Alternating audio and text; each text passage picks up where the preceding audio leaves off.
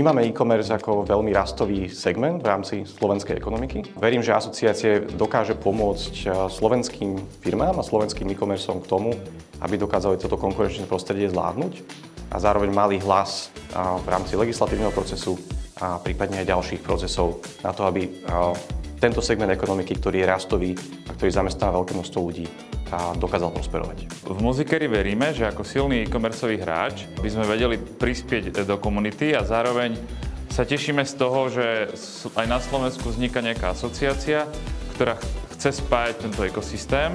Pre nás je dôležité, aby sme na Slovensku spolupracovali. Slovensko je malé, treba si pomáhať, aby sme vedeli byť viac konkurencieschopní aj smerom do zahraničia a vedeli zdieľať to know-how, ktoré sa tak vzájomne učíme a posúvať to celé dopredu.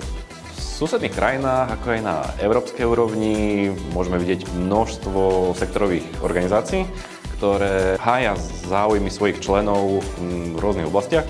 Na Slovensku, konkrétne v oblasti e-commerce, podľa mňa takáto organizácia, ktorá by sa aktívne zasadzovala za záujmy členov, chýba.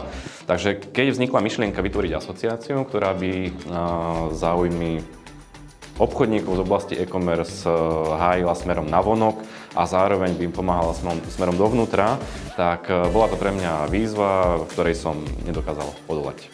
My v Martinu sme sa rozhodli pridať k e-commerce Slovakia asociácii preto, lebo ju vnímame ako skvelú platformu na to, aby sme dokázali spoločne posunúť slovenský e-commerce dopredu.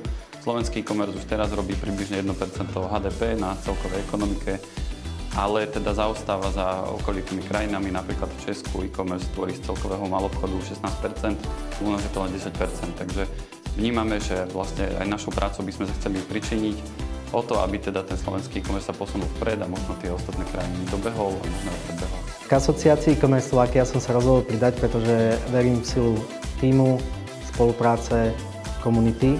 E-commerce na Slovensku to v súčasnosti potrebuje.